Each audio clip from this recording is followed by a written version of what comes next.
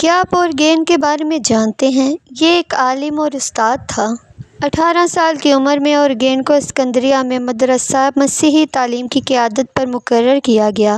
اس کا آغاز 185 مسیح میں ہوا تھا۔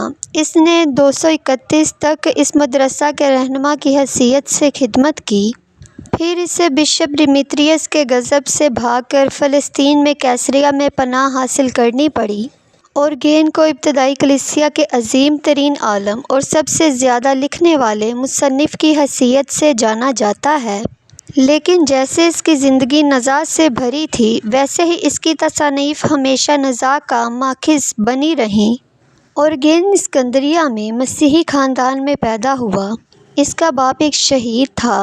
اورگین مذہبی لحاظ سے ایک پرجوش شخص تھا۔ اس نے استاد کے دنیوی پیشہ کو خیر آباد کہہ دیا اور خود کو مذہب کے لیے وقف کر دینے کی غرض سے اپنی کلاسیکی کتابوں کو بھی بیچ ڈالا۔ آسائشوں کے بغیر درویشانہ زندگی گزاری، بائبل کو لفظ بہ لفظ قبول کرتے ہوئے تن پر ایک چوگا مگر پاؤں کو جوتی کے بغیر رکھا۔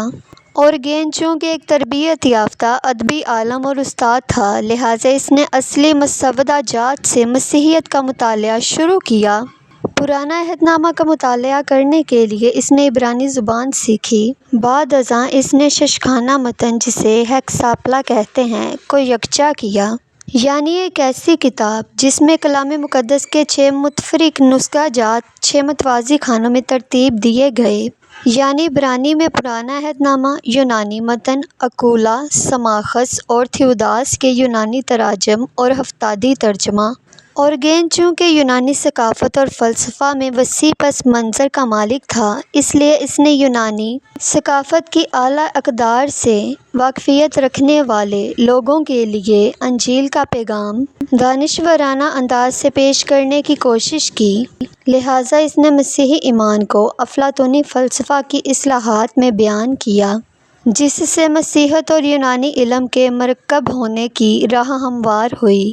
اپنی ایک کتاب دی پرنسپس، جو کہ 230 عیسوی میں لکھی گئی، اس میں اس نے تعلیم دی کہ مسیح ازل سے باپ میں سے نکلا ہے لیکن اس کے ماتحت تھا۔ کلیسیا نے بعد میں اس کی بعض تعلیمات کے سبب سے اسے قابل سزا ٹھہرایا۔ اورگین کے وعظ اور وافر مقدار میں بائبلی تفاسیر میں بائبل کی تمثیلی یا مجازی طریقہ تفسیر کے رجحان کی نشاندہی ہوتی ہے۔ اس کا خیال تھا کہ بائبلی متن کے معنی کے 3 درجے ہوتے ہیں۔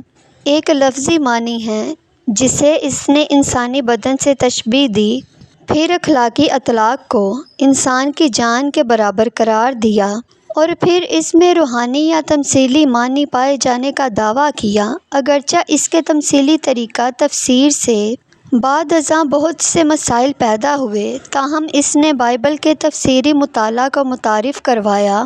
شہنشاہ وسیاس کے دور کی ایذا رسانی میں شدید زخمی ہو جانے کے سبب سے بالآخر اورگین کی موت واقع ہوئی۔